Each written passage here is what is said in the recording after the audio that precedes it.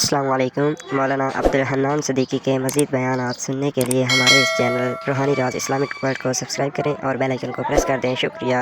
क्या खोया क्या कमाया, जाओ मेरा जीरो अपने घर चले जाना। मैं तुम्हें मोहल्ले वालों की बात नहीं करता, ताए चाचे को फोन न करना, बहन के बच्चों को फोन न करना। जो तुम्हारे घर के अंदर BA पास है, जो तुम्हारे घर के अंदर FA का इम्तहान दे रहे हैं, जो अभी अभी लाहौर यूनिवर्सिटी कॉलेज में पढ़ के आया, उसे अपने सामने बिठाना कर बेटा 4 तकबीर नमाज जनाजा की नियत मैं करता हूँ। पहली तकबीर से लेकर चौथी तकबीर की सनाए दुआएं दुरूद शरीफ तू सुना दे।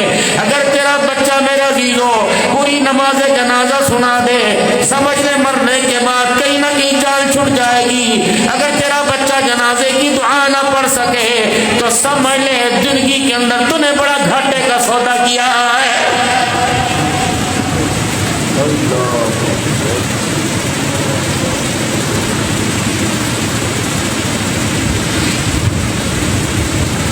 मैं उसे आदमी नहीं कहता, मैं इंसान नहीं कहता।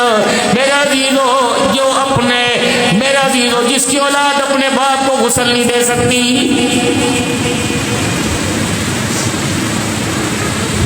मैं यहाँ फ्री में नहीं आया, फी सबीलिल्लाह नहीं आया। जो मेरे मुकद्दर का होगा मुझे लिफाफा मिलेगा। और मेरा जीरो गर्मी के मौसम में इतनी खातर तवाज़ो में बगैर पैसे के अब्दुल हन्नान को तकरीर करना मुश्किल हो रहा है। बताओ फी सबीलिल्लाह तेरा मेरा जनाजा कौन पड़ेगा? आवाजें लगेगी छेती करो, टाइम हो गया जी, टाइम हो गया जी। अगर 10 मिनट ऊपर हो गए तो लोग कहेंगे अगर मेरा जीरो टाइम पे नहीं पढ़ाना सी तो फिर टाइम क्यों रखा सी? पैर सड़ रहे। डरने वाला कह रहा तुझे अपने पैरों की पड़ी है, मुझे कब्र के अंधेरे की पड़ी है। काश मेरे बच्चों को बुला लो, मेरे रिश्तेदारों को बुला लो, मेरे खानदान को बुला लो। ऐ मेरे 2 बच्चे अब्दुल करीम अब्दुल हन्नान, तू मेरे सराहने खड़ा हो जा, तू मेरे पैरों की तरफ खड़ा हो जा, मेरे जनाजे को कंधा दे। कब्रिस्तान की दीवार तक इतना कुरान पढ़ के सुना, इतना दुरूद शरीफ पढ़, इतनी अल्लाह अल्लाह कर कि जब मैं कब्र में उतरूं मेरे वजूद पर मेरे अल्लाह को रहम आ जाए।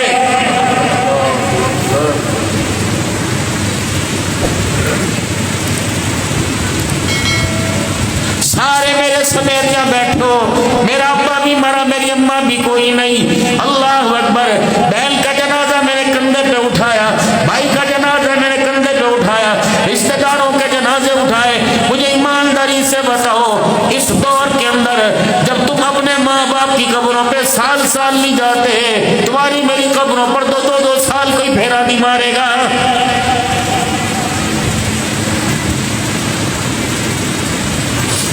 10 मुहर्रमुल हराम को जाते हैं, क्या तोहफा लेके जाते हो? सिगरेट कब्रिस्तान के दरवाजे तक फूंक मार कर। अरशद साहब यहाँ आ जाए। घर की मुल्की दाल बराबर होती है आपके इलाके की। दुनिया नात और तिलावत में इनका नाम है माशा। अरे माशा।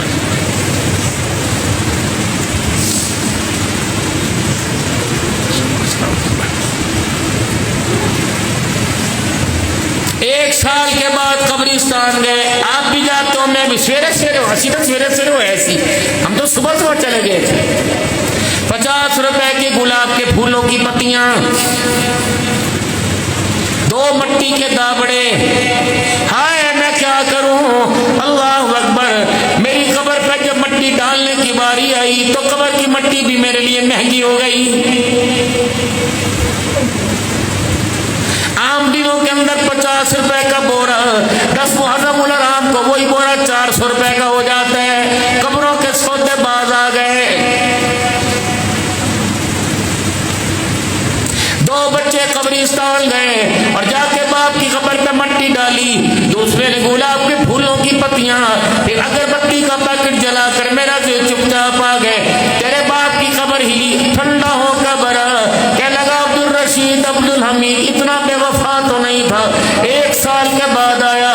मैं 12 महीने में हर दिन में हर घंटे में दिन रात हर मिनट में तेरी रात तकता रहा। मैं घर के दरवाजे पे देखता रहा, इसका आया, कल इसका आया था, परसों इसका बेटा आया था, इसका पोता भांजा आया था। 1 साल तक मेरा देखता रहा। मेरे घर से कोई मेरे लिए नहीं आया। आया, 1 साल के बाद आया। मैं समझा कुल अल्लाह पढ़ के जाएगा, मैं समझा सूरह यासीन पढ़ के जाएगा, मैं समझा कुरान पाक पढ़ के जाएगा, और तुम अगरबत्तियों का पैकेट जलाकर फूलों की पत्तियां फेंक के चले गए। रब्बे अकबर की कसम है, दुनिया के मेले में चीजें अच्छी लगती हैं, कब्र के अंदर ये नहीं अच्छा लगता। कब्र के अंदर तो खुदा का कुरान चलता है, या आमना के लाल पे दुरूद शरीफ चलता है। ये करके जाओ मेरी कब्र के ऊपर।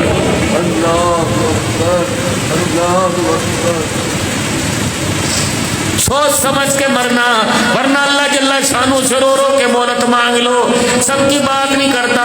घर का एक लाल तो एक घर का गौर ऐसा तैयार करना जो मेरा अजीज हो। खुदाए पाक की कसम है, जो मकान आपने दिन रात मेहनत करके बनाया, जो दुकान आपने बनाई, 36 वारिस खड़े हो जाएंगे। नहीं यकीन आता मर के देख लो, अदालतों में जा जाके अपना हिस्सा मांगेंगे, वकीलों को खड़ा कर करके अपने हिस्सा मांगेंगे, मकान दुकान के वारिस नजर आएंगे।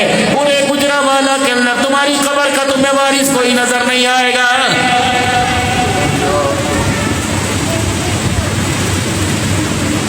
इस उम्मत ने ये दौर देखा है, बेटे का निकाह बाप पढ़ाया करता था, बाप का जनाजा बेटा पढ़ाया करता था।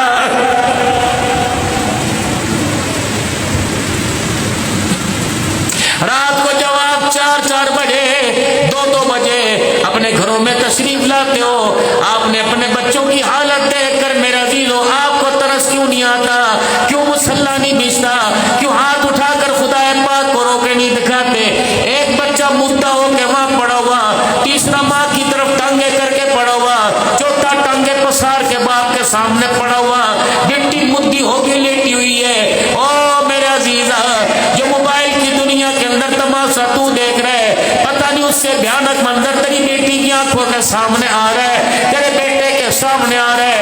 अगर तू कारी कुरान की तिलावत नहीं सुनता, नात पढ़ने वाले की नात नहीं सुनता, खतीब की खिताबत नहीं सुनता, अगर तेरा दिल मुजरिम और गाने पे लग रहा है, तेरा दिल फाहशी और बेहयाई मराना लिबास में लग रहा है, पता नहीं इससे जरा ज्यादा मंजर तेरी बेटी की नजरों में जा रहा है। खुदा के वास्ते अपनी नस्ल के आगे मुसल्ला बिछा, उनके आगे मुसल्ला बिछा के उनके सामने बैठा कर, बच्चों के सामने कुरान पाक की तिलावत किया कर, ताकि तेरे बच्चे हयादार बने। जो गैरत ईमान कुरान की तेरे में थी, वो तेरे बच्चों की जिंदगी के अंदर भी आ जाए।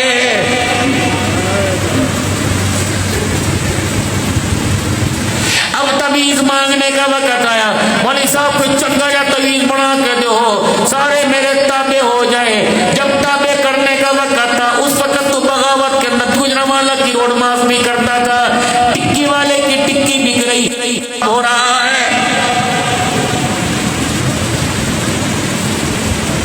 पान वाले का पान बिक रहा है, तो उसकी दुकान पे खड़ा होके पान बनता देख रहा है, पान खाता देख रहा है, तेरी नजर इधर उधर जा रही है। रात को बेटी के कमरे में जाती, बेटे के कमरे में जाती, पता लगता कि बेटा ताजुद में खड़ा है या गुलगबाड़े के अंदर बैठा हुआ है। बेटी करवटें बदल बदल कर कंबल में रिटर्न के अंदर मुंह दे देकर खुदा के कुरान से क्या बगावत कर रही है। क्यों एहसास है, क्यों जमीन नहीं जाग रहा? मेरा अजीजों, क्या मुर्दार खाना शुरू कर दिया?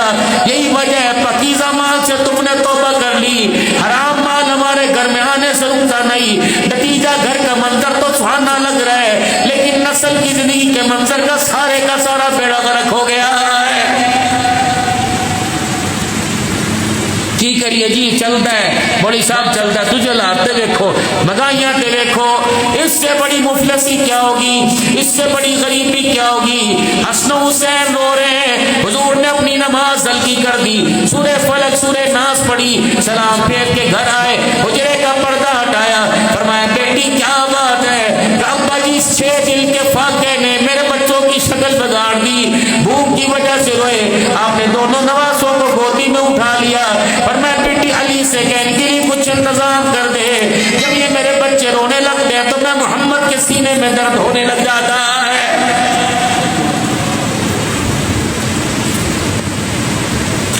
हुजूर के दौर का मशहूर वाक़या आपने सुना है, मस्जिद नबवी की सरजमीन पर जब रहमत दो आलम के साथ हजरत हुसैन रज़ी अल्लाह अन्हु जा रहे थे, जमीन पे पड़ी हुई खजूर थी।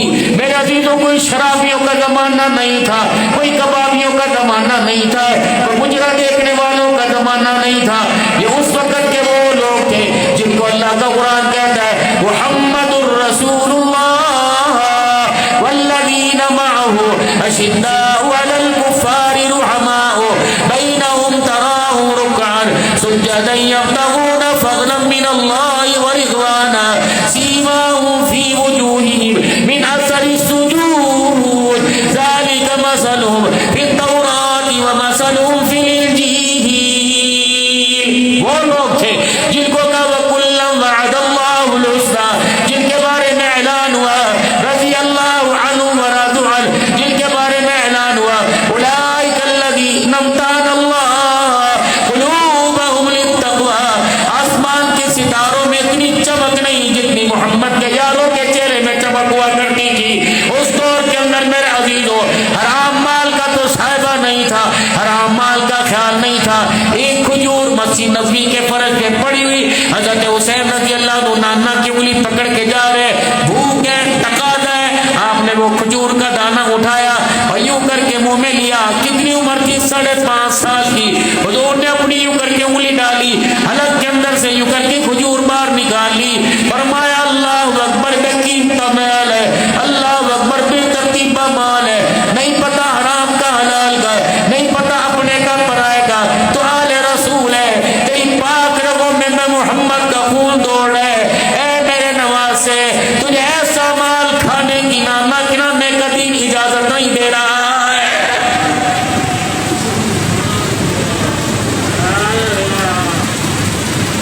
मैं पिछले साल हजरत अहमद अली साहब लाहौरी रहमतुल्लाह अलैह की कब्र पे काफी देर ठहर के आया।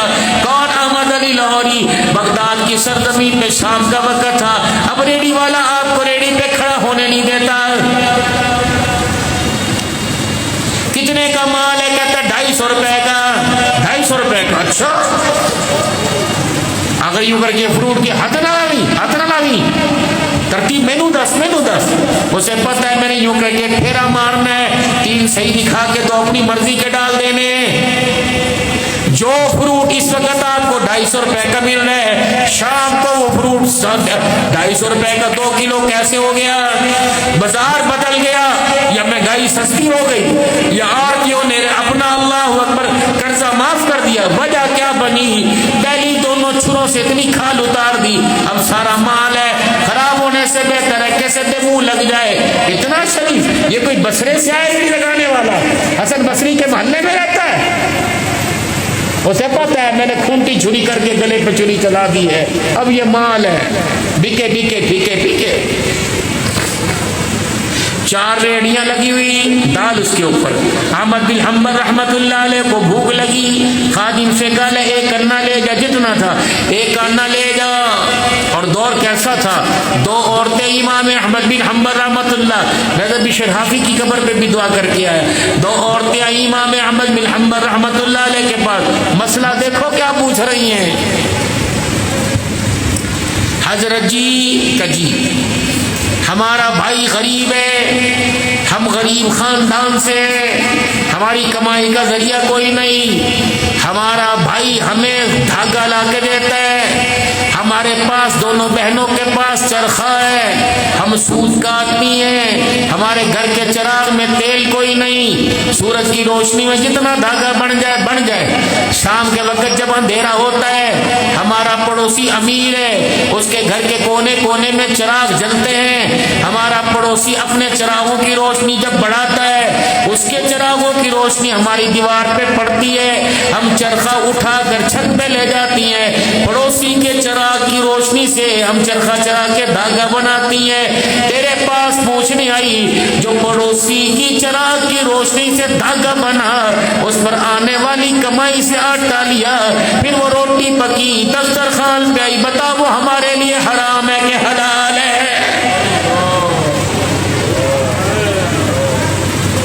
अहमद बिन हम्बल रहमतुल्लाह अलैह खड़े हो गए, फरमाया मसला बाद में बताऊंगा, बताओ तुम्हारी तरबियत करने वाला कौन है? वो बच्चियां रो के कहने लगी आम आदमी नहीं, हमारा भाई मिशर हाफी रहमतुल्लाह अलैह। फरमाया जिसके भाई का मकाम ऐसा, उनकी बहनों का तकवा कितना ऊंचा होगा। अहमद बिन हम्बल रहमतुल्लाह अलैह 20 साल अहमद बिन हम्बल रहमतुल्लाह अलैह की अपनी बेटी पे नजर पड़ी, आंखों के अंदर हल्के पड़े हुए, काली आंखें हुई, बेटी कोई बीमारी है नहीं, कोई जनाना बीमारी का नहीं, बेटी बता कोई मसला का नहीं, रोटी खाती पीती नहीं का, बस सब कुछ है। फिर बता ऐसा लगता है जैसे बहुत दिन से सोई नहीं। अहमद बिन हम्बल रहमतुल्लाह अलैह की बेटी का मुंह नीचे हुआ, इमाम साहब की बेटी रोने लगी। कब बाप को नहीं बताएगी, किसे बताएगी? अब्बा जान आपको अल्लाह के दीन का काम करने से फुर्सत मिलती तो मैं बताती। क्या हुआ? फरमाया अब्बा जान आपको आज पता लगा नहीं सोई। अब्बा जान 20 साल हो गए मैंने अपनी कमर को बिस्तर पे लगा के नहीं देखा है, 20 बड़े हो गए। क्या क्यों? अब्बा जान दिल के उजाले में अल्लाह अल्लाह करती हूँ, रात को जब घर में अंधेरा होता है अब्बा ईशा की नमाज पढ़ के मेरा भी सोने को दिल करता है। अब्बा जान जब अपने वजूद को बिस्तर के हवाले करती हूँ, घर के कमरे के अंधेरे को देख कर मुझे कमर का अंधेरा याद आ जाता है और मैं कहता हूँ अहमद बिन हम्बल की बेटी तो घर के कमरे के अंधेरे से डर रही है, कमर के अंधेरे में क्या बनेगा? अब्बा जान ये सोच कर कभी खुदा के आगे खड़ी हो जाती हूँ, कभी रुकू में, कभी सजदे में, कभी तिलावत में, कभी जिक्र में, कभी हाथ उठा के रोती हूँ। अब्बा जान अल्लाह की मोहब्बत में रात इतनी मसरूफ करती हूँ मुझे पता ही लगता फजर की अज़ान किस वक्त हो जाती है।